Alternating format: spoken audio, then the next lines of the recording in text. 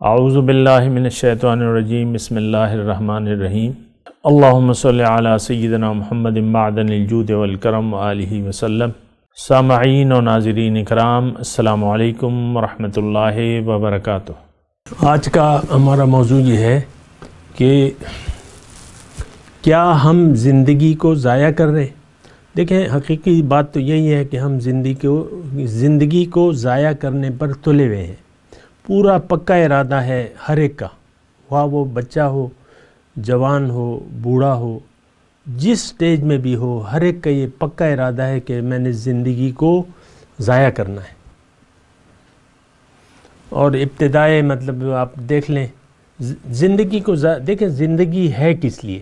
اگر آپ زندگی اس لیے نہیں یوز کر رہے، زندگی کو، جو وقت اللہ تعالیٰ نے آپ کو دیا ہے، جو زندگی دی ہے، جو قوتیں دی ہیں، جو بھی وسائل ہیں، اگر آپ ان وسائل کو اس مقصد کے لیے نہیں استعمال کر رہے جس کے لیے آپ کو زندگی دی گئی ہے، تو وہ ضائع ہونے کے مترادف ہے۔ مثال کے طور پہ ایک دکاندار ہے، وہ اپنے بیٹے کو 5 لاکھ روپے دیتا ہے کہ جاؤ، یہ مردان میں ہے، وہ کراچی سے کچھ، اور اس نے سودوں کی کمی ہو گئی ہے، سودے یا لاہور یا کراچی، کہ بھئی یہ تم یہ 5 لاکھ روپے چلے جاؤ، لے جاؤ اور یہ چیزیں بنوا کے لے آؤ۔ یا مثال کے طور پہ کوئی لباس ہیں، وہ بنوانے ہیں، وہ 2 ہفتے میں بنیں گے، آرڈر دیں گے، آرڈر کے مطابق 2 ہفتے لگ سکتے ہیں۔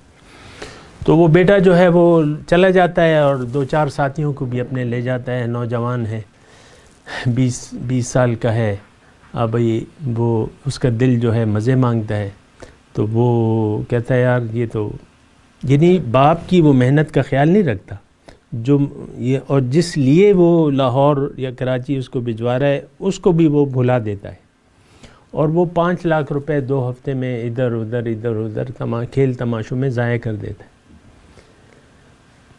تو اب جب وہ واپس آئے گا تو اب باپ یعنی اس حالت میں کہ اس نے جس مقصد کے لیے اس کو بھجوایا تھا، تو کیا باپ غصے میں نہیں ہوگا اس کا؟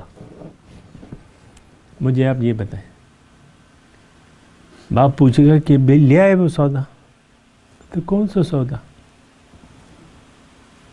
بھئی 5 لاکھ روپے جو میں نے تمہیں دیے تھے، وہ تو ادھر ادھر وہ خرچ ہو گئے ابو۔ تو اب آپ بتائیں کہ باپ جو ہے اس کو تھپکی دے گا پیار سے کہ نہیں، ناراض ہوگا؟ یہ آپ دیکھیں نا، دیکھیں ہمارا اپنے رب سے سامنا ہونے والا ہے، جس پہ ہمارا یقین نہیں ہے کم از کم۔ اگر ہم اس حالت میں گئے کہ ہم نے زندگی کو ضائع کر دیا، تو رب تو پھر ناراض ہوگا ہم سے کہ راضی ہوگا؟ بتائیے، ناراض ہوگا۔ اب دیکھیں وہ تو وہ ہے بہت 70 ماؤں سے زیادہ پیار کرتا ہے، یعنی بعض لوگوں نے یہ بھی کونے کھدرے بنا لیے۔ میرے تو ابھی میں کہیں پڑھ رہا تھا، کوئی کہتا ہے کہ میرے تو یقین نہیں آتا کہ اللہ تعالیٰ اپنی مخلوق کو دوزخ میں ڈالے گا۔ یہ اب یہ کونے کھدرے بنا لیے نا، یا یہ 70 ماؤں سے زیادہ اور یہ اور وہ، تو وہ ساری اپنی جگہ حقیقت ہے، لیکن یہ ہے کہ ناراضگی بھی اس کی حق ہے۔ وہ ناراض ہوتا ہے یا راضی ہوتا ہے، وہ تو قرآن میں لکھا ہوا ہے۔ ناراض کس چیز سے ہوتا ہے، راضی کس چیز سے ہوتا ہے، یہ تو قرآن میں لکھا ہوا ہے۔ آپ اپنے سے کیوں اندازے لگا رہے ہیں کہ وہ ایسا نہیں، وہ ایسا نہیں کرے گا، وہ ایسا نہیں کرے گا؟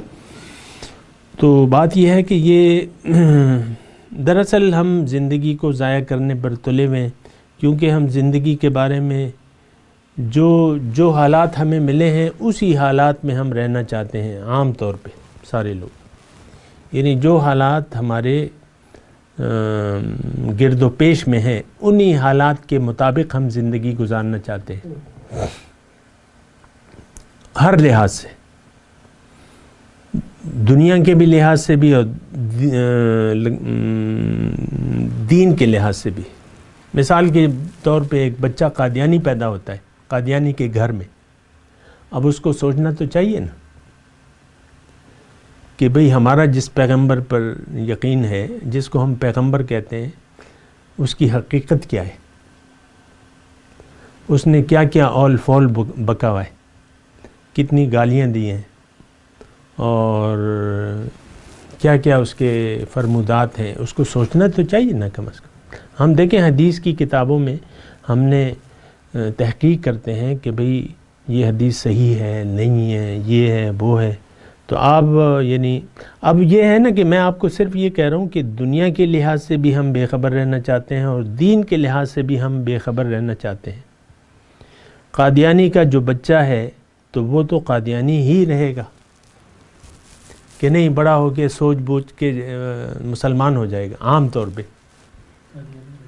قادیانی رہے گا۔ یعنی یہ میں صرف آپ کو کہہ رہا ہوں کہ ان کے کفر اور ارتداد میں تو کوئی شک نہیں ہے، دین اسلام سے تو وہ ہٹ گئے جو بنیاد تھی، لیکن بچہ جو ہے وہ کبھی نہیں سوچے گا اور وہ قادیانی ہی رہے گا۔ میں صرف آپ کو یہ کہہ رہا ہوں کہ ہم دنیاوی طور پہ بھی انہی حالات میں رہنا، انہی حالات و واقعات کو پسند کرتے ہیں جن حالات میں ہم پیدا ہوئے ہیں۔ لوگ جو سوچ رہے ہیں اس سوچ سے ہم ہٹنے کو تیار نہیں ہیں۔ بھئی میرے باپ نے نہیں سوچا، مجھے کیا ضرورت ہے، میرے دیکھو وہ ساتھی ہے، وہ ساتھی ہے، سارے جو ہے دنیا کی دوڑ میں ہیں تو میں ان دوڑ سے کیوں الگ ہو جاؤں؟ تو وہ نہ دنیا میں ہم اپنے حالات کار پہ سوچتے ہیں، نہ دین میں سوچتے ہیں۔ سوچنا تو چاہیے۔ میں تو آپ سے کہہ رہا ہوں کہ آپ دین میں جو بھی آپ کا وہ خیال ہے اس پہ آپ سوچیں۔ اور آج کل تو ہم فرقوں میں بٹ گئے ہیں، لیکن اس پہ کوئی جو ہے وہ اپنے مسلک کو بدلنے کے لیے تیار نہیں ہے۔ تو یہ ایک ہمارا یعنی ایک انداز زندگی ہے کہ کوئی سوچنے اور سمجھنے کے لیے تیار نہیں ہے، اپنی حقیقت پر بھی ہم نہیں سوچتے اور اپنے مقصد حیات پر بھی نہیں سوچتے، اور یعنی یہ نہیں سوچتے کہ ہم کون ہیں۔ ظاہر ہے کہ انسان کا ظاہر تو اس کا اصل نہیں ہے، جو اصل ہے وہ تو ہم اس جسم کے اندر ہے، جو کہ 4 مہینے کی، جب بچہ 4 مہینے کا ہو جاتا ہے ماں کے پیٹ میں تو اس وقت وہ روح ربانی آتی ہے۔ اور دیکھیں کتنا ایک بڑا اللہ تعالیٰ نے ہمارے لیے سیٹ اپ بنا دیا ہے۔ ہم اپنے بارے میں سوچیں کتنا بڑا سیٹ اپ ہے اور کتنا اس میں ٹائم لگ گیا ہے ہمارے حساب سے۔ اللہ کے یہاں تو ٹائم کا تو کوئی مسئلہ نہیں ہے، لیکن اربوں سال اس کی زندگی ہے، اس کائنات کی اربوں سال ہے، جتنی بھی ہے۔ سورج کوئی ابھی تو نہیں بنا ہے، اور آپ کو معلوم ہے کہ یہاں مخلوقات تھیں، ڈائنوسار تھے، اب وہ ہم نے نہ کبھی ہمارے سامنے، دنیا کے سامنے، انسان کے سامنے تو ڈائنوسار نہیں آئے، وہ تو تھے، بس ایک وقت آیا اللہ تعالیٰ نے ان کو فنا کر دیا، کوئی بھی وقت آیا۔ تو یہ جانور وغیرہ، یہ اتنا بڑا انتظام، ایک بہت بڑا سیٹ اپ اللہ تعالیٰ نے بنایا ہوا ہے، اگر آپ دیکھیں اور محسوس کریں۔ ہماری زندگی کو قائم اور دائم رکھنے کے لیے اللہ تعالیٰ نے بہت سی نعمتیں اور بہت سی سہولتیں پیدا کی ہوئی ہیں، اور یہ ایک بہت بڑا سیٹ اپ ہے اگر آپ اس کو غور کریں اور دیکھیں تو۔ یہ سیٹ اپ جو ہے، اب سوال یہ ہے کہ یہ سب کچھ کس کے لیے ہے؟ اس کا مختصر جواب یہ ہے کہ وہ میرے لیے ہے اور آپ کے لیے ہے۔ اب آپ نے سوچنا ہے کہ میں کیوں ہوں؟ پھر یہ ساری چیزیں تو مجھے فائدہ دے رہی ہیں، یہ سارے جانور، یہ پھل، یہ سبزیاں، یہ مجھے ہی فائدہ دے رہی ہیں، لیکن میں کیوں بنایا گیا ہوں؟ مجھے کیوں بنایا ہے؟ اس پہ سوچنے کی ضرورت ہے، اور یہ سوچ ہم سوچنے کے لیے تیار نہیں ہیں۔ غفلت کی زندگی گزارنے پر ہم خوش ہیں۔ اللہ تعالیٰ نے قرآن میں فرمایا ہے، سورہ انبیاء کی پہلی آیت ہے کہ لوگوں کے حساب کتاب کا وقت قریب آ پہنچا اور وہ غفلت میں پڑے ہوئے۔ اقترب للناس حسابهم وهم فی غفلت معرضون، لوگوں کے حساب کتاب کا وقت قریب آ گیا اور یہ غفلت میں پڑے ہوئے۔ آپ بچوں کو دیکھ لیں، ان کے امتحان کے دن آتے ہیں تو یہ ذرا سوچ میں پڑ جاتے ہیں، تیاری زیادہ ہو جاتی ہوتی ہے کہ نہیں ہوتی؟ تیاری ہو جاتی، تیاری شروع ہو جاتی. تو امتحان حساب جو ہے، امتحان تو دنیا کا ہے، اب حساب کا وقت جو ہے اللہ تعالیٰ فرما رہے کہ قریب آ گیا اور یہ غفلت میں پڑے ہوئے. بات کرتے ہیں ایک وقفے کے بعد. مولایا صلی وسلم دائما ابدا علی حبیبک خیر الخلق کلہم.